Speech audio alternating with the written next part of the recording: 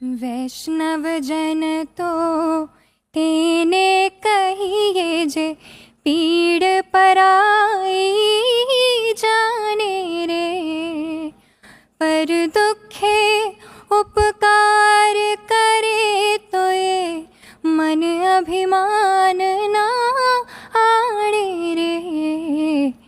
वैष्णव जन तो तेने कहिए। गणमान्य अतिथिगण एवं समस्त देशवासियों को प्रणाम। आकर्षिका पांडे, नेहरू युवा केंद्र संगठन, मऊ, उत्तर प्रदेश। एक ऐसा व्यक्तित्व और कृतित्व जिसने स्व की परिधि को लांघकर सदैव पर के लिए कार्य किया। ऐसे देवतुल्य महात्मा गांधी एवं लाल बहादुर शास्त्री जी की जयंती पर आप सभी को बधाई।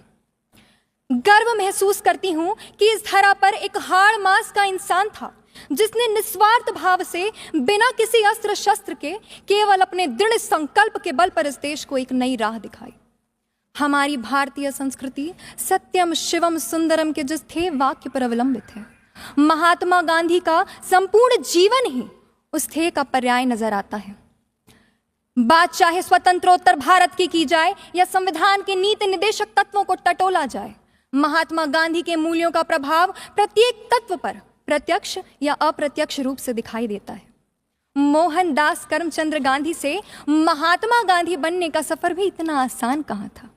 बचपन के रूढ़िवादी और धार्मिक परिवेश से घिरे मोहनदास का समुद्र पार कर विदेश जाने के लिए अपने जाति और समुदाय के बहिष्कार का सामना करना, विदेशी धरती पर उपेक्षा के बावजूद सत्याग्रह से वंचितों को न्याय दिलाना, बिना हिंसा एक साम्राज्य उखाड़ फेंकना, बिना तिनका उठाए हमारे हाथों में आजाद भारत सौंप देना और आज के परिवेश में हमारा मार्गदर्शक बनना।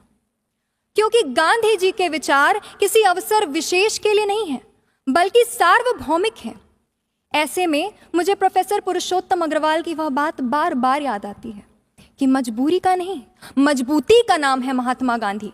क्योंकि असत्य का साथ देने के लिए, झूठ का पक्ष लेने के लिए, हिंसा के लिए मजबूती की नहीं, मजबूरी की जरूरत पड़ती है। मजबूती की जरूरत तब पड़ती है जब हम सत्य के साथ खड़े रहते हैं, अहिंसा के साथ खड़े रहते हैं और सर्वोदय के उस विचार के साथ खड़े रहते हैं जहां सब बराबर हैं। बापू कहा करते थे, मेरे मार्ग पर चलकर तो देखो, तुम्हें हिंसा की जरूरत ही नहीं पड़ेगी। आज वर्तमान भारत में महात्मा गांधी के नाम पर लगभग 53 मुख्य मार्ग हैं, लेकिन विडंबना देखिए, हम महात्मा गांधी मार्ग पर तो चलते हैं, लेकिन महात्मा गांधी के मार्ग पर चलना हम पूर्ण रूप से आज भी नहीं सीख पाए। आज देश आत्मनिर्भर बन रहा है, नए आयाम स्थापित कर रहा है। आज आवश्यकता है कि यदि हमें बापू के भारत को पुनर्जीवित करना है तो अपने शरीर का रथ बनाकर स्वयं यात्रा पर निकलना होगा। एक ऐसा रथ जिसमें धैर्य और शौर्य उसके मजबूत पहिए हों, सदाचार और सत्याग्रह उस पर लहराती ध्वजा पताकाएं हों, आत्मबल, संयम, विवेक और परोपकार उस रथ के घोड़े हों, जो दया, क्षमा और क्षमता की डोर से बंधे हों, प्रार्थना उसका सारथी हो, त्याग उसकी ढाल हो, लोकहितकारी विज्ञान ही धनुष हो, अल्प विचारणी बुद्धि ही प्रचंड शक्ति हो और निर्मल मन ही वह तरकस हो जिसमें बहुरंगी विश्वासों के बाण भरे हों। अंत में बस इतना ही कहना चाहूंगी कि बापू के भारत में हमें उनके चरण ही नहीं, उनका आचरण छूने का भी प्रयास करना होगा। जय हिंद, जय मां भारती। धन्यवाद।